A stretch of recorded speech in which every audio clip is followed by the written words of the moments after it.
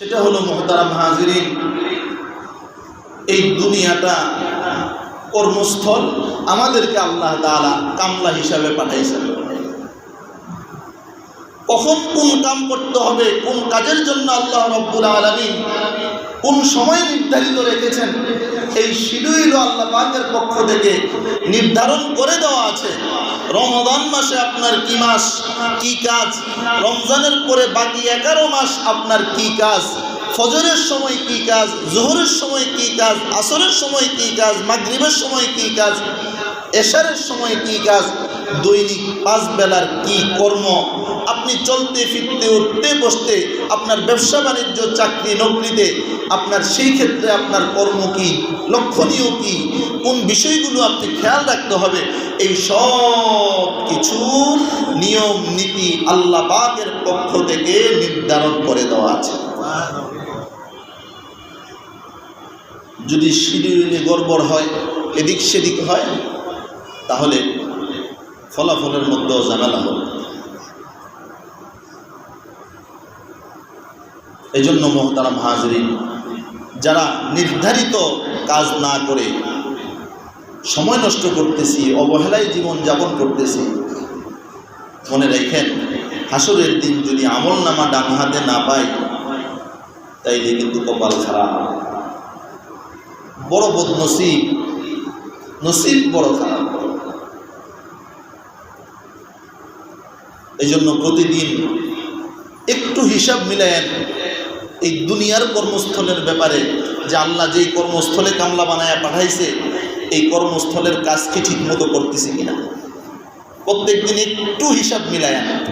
যদি সারাদিনে না পারেন, অন্তত রাত্রে শোয়ার ঘরে গিয়ে বালিশের সাথে মাথা লাগায়া অন্তত 10 মিনিটের জন্য একটু হিসাবটা মিলায়েন, যে আজকে আমার কর্ম কতটুকু সম্পাদন হয়েছে, বেতন ঠিক মতো পাবো তো।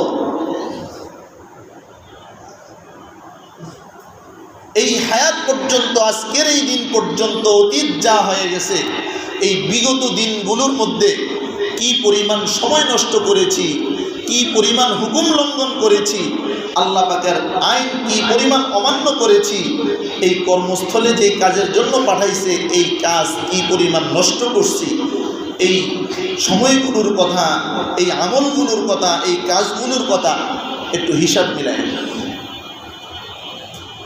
যে আমার কর্ম দিয়ে আমি কি পাওয়ার যোগ্যতা রাখি, আমার কাজ দিয়ে আমি প্রতিদান হিসাবে কি পাইতে পারি।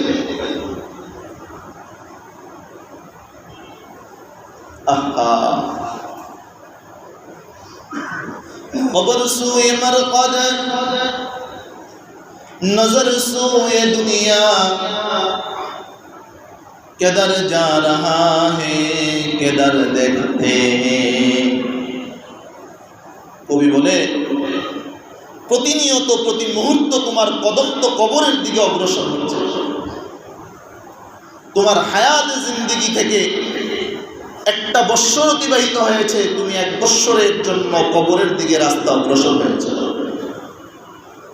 তোমার হায়াতের থেকে যদি 1 মাস অতিবাহিত হয়ে থাকে, তো 1 মাসের পর তুমি কবরের দিকে অগ্রসর হয়েছ। তোমার হায়াত থেকে যদি 1টা দিন অতিবাহিত হয়ে থাকে, তো 1 দিনের পর তুমি কবরের দিকে অগ্রসর হয়েছ।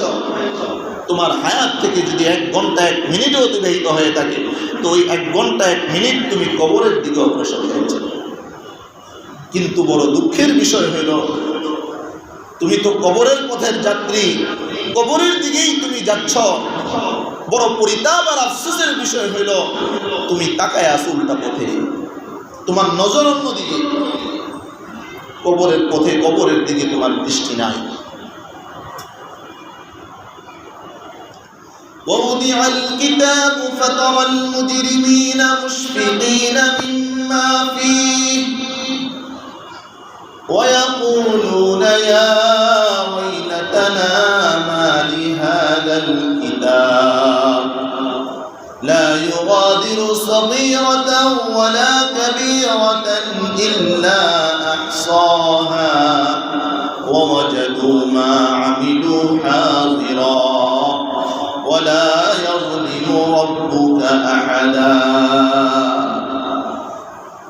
যেদিন আমল নামা সামনে রাখা হবে আর এই আমল নামা পেশ করা হবে, সেদিন আমল নামা দেখে কপাল থাপড়ানো ছাড়া আর উপায় থাকবে না।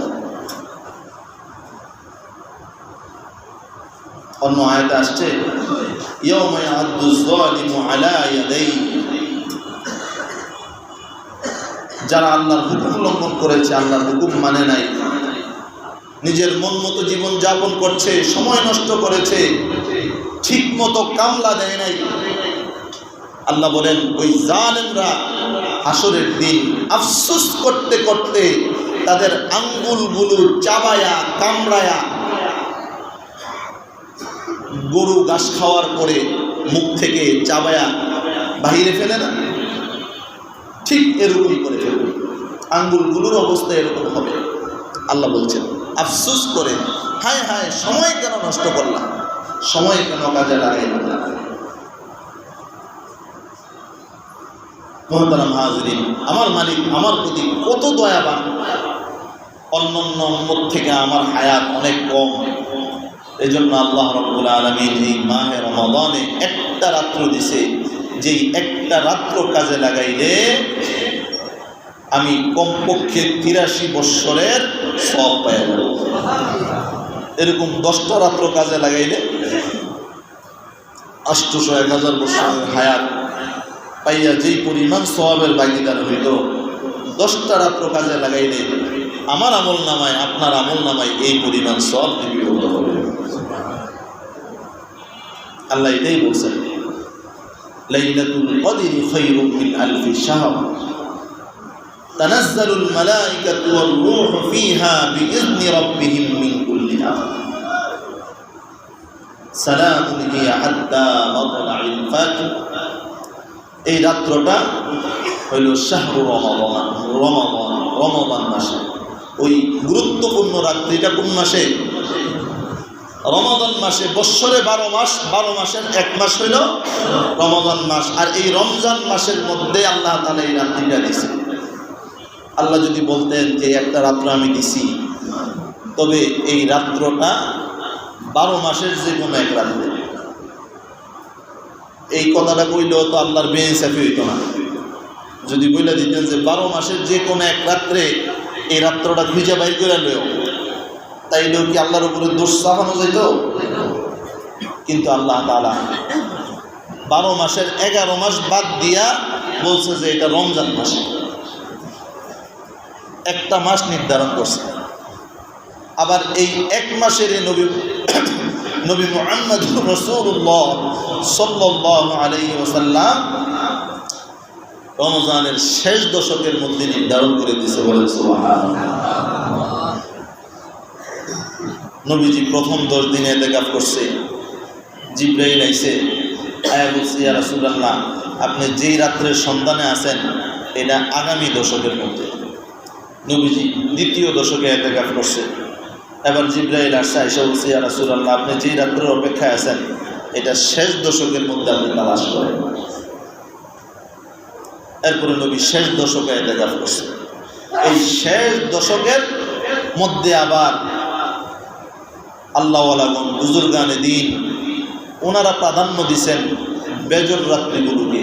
নবী মুহাম্মদ রাসূলুল্লাহ বেজর রাত্রের কথাই বলে গেছে,